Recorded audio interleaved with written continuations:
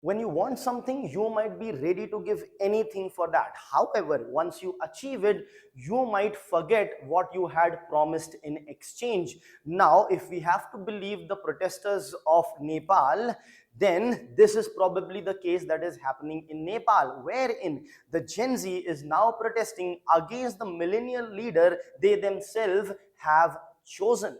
Now, that does not mean that if you choose a leader, you cannot protest against them. Of course, you can. That is the power. That is what democracy is all about. So, in this video, we will understand as to what is the reason as a result of which Gen Z are angry yet again and they are protesting against their millennial leader, that is Balen Shah in Nepal.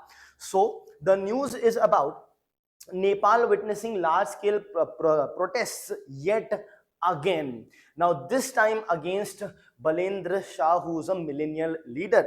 Now, hundreds gathered outside the Singh Durbar in Kathmandu, Singh Durbar Secretariat in Kathmandu, to protest against Balendra Shah. Now, what did the protesters demand? The protesters demanded that the atrocities against the poor should end.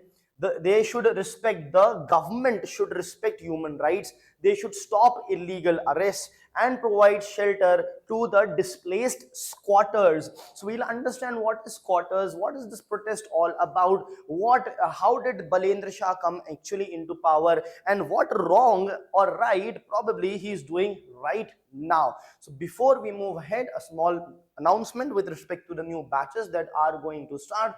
Weekend batches will start from 3rd of August, then in September and November, whereas weekend batches especially for the working professionals and the students on 8th August, 10th October, and then in December. So once you enroll with us, there are a lot of advantages that you gain over others. Some of them are listed over here, like comprehensive coverage of the syllabus, a daily mains answer writing practice, prelims as well as mains test series.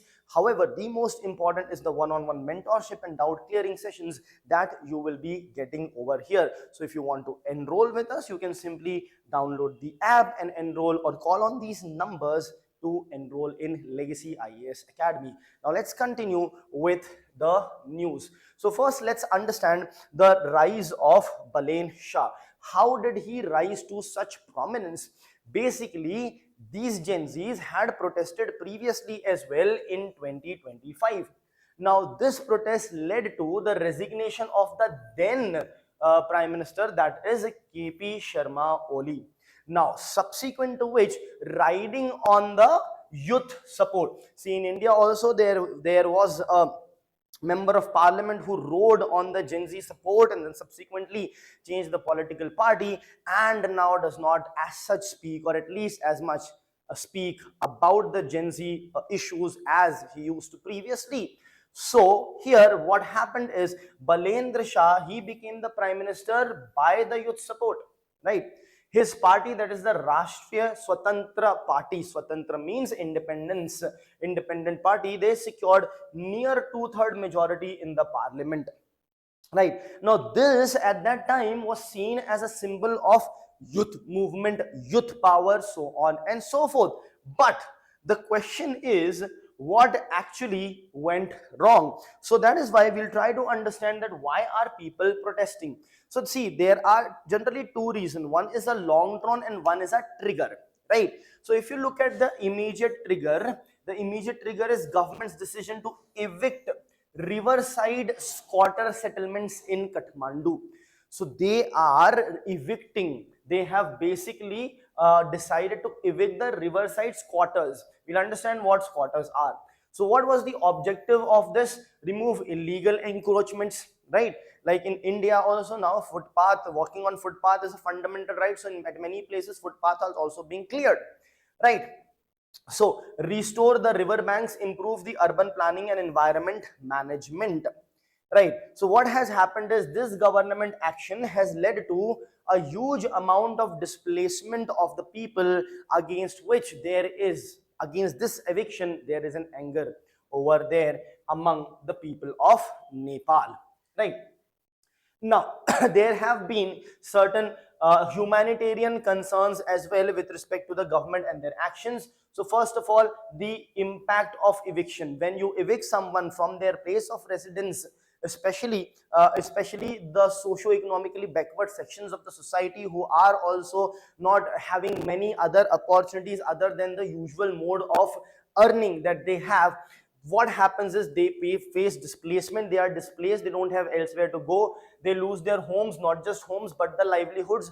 Double whammy or double impact is on the elderly, women and children, who are the worst affected, because within the society they are already discriminated against, and now another burden is put on them. And of course many families will be left without any alternative housing. They would be shelterless, and what's the basic need of a human being? Food, clothing, shelter, and they will be without their shelter. And when livelihood is lost, clothing and food cannot also be taken care of because there is no money, right? So what is the concern of the protesters? They are saying that if you are evicting, see, that's the idea, if you are evicting, let's say, someone from the footpath, you have to first give them the notice, then also give them time to get remove themselves from there, but not just that, identify a place in order to rehabilitate them, right? So then with this what happens is everything they have also remains with them, it's not damaged, and they are rehabilitated somewhere else. What's happening, for example, in Bangalore also, what is happening when they are clearing the footpath, they are simply taking down the stalls, the shops, the street vendors shops and things that are there. But when it is a car that is lying idle for many days on the footpath, they are sticking a notice over there and giving them 7 days to remove, or else it will be towed away, right? Why are you giving the notice? You simply tow it away, because that you destroyed someone's stall as well. So there should not be a class discrimination over here. In fact, rather, if you are socio-economically backward, more provision needs to be made for you over here. So that is what lack of rehabilitation is a concern, violation of human rights is a concern, excessive use of force is also being alleged in this case by the protesters on the authorities, right? Now let us understand who are these landless squatters whose eviction was the trigger. So a landless squatter is actually objectively defined in Nepal. So they are persons who own no land anywhere in Nepal. That's point number one. But they should be simply landless. Then why landless squatters specifically mean? First, they cannot own any land. Second, they cannot even acquire the land through the family ownership.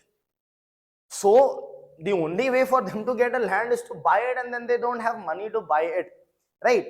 So according to 2022 report, Kathmandu Valley has around 3,466, almost 3,500 households living in informal riverside settlement. So what's the core debate over here? The core debate is about urban development versus social justice. See, development and justice can definitely go hand in hand. The idea is to have the rehabilitation plan ready beforehand in order to ensure social justice is also made, plus the the development of the urban area also happens. So what should be the way forward? Rehabilitation should be done before evicting them, right? Not after evicting. Before evicting them, only the provision should be made and they should be directly transferred over there. Next, transparent identification of the beneficiaries needs to be there. Affordable housing policies can be brought in to implement this and balance the environmental protection, urban development with the social justice that you would want. And this has to be followed not just by Nepal, but any country in the world, including India or any state or city in the country, in order to basically facilitate or provide justice, especially to the ones who need it. Thank you.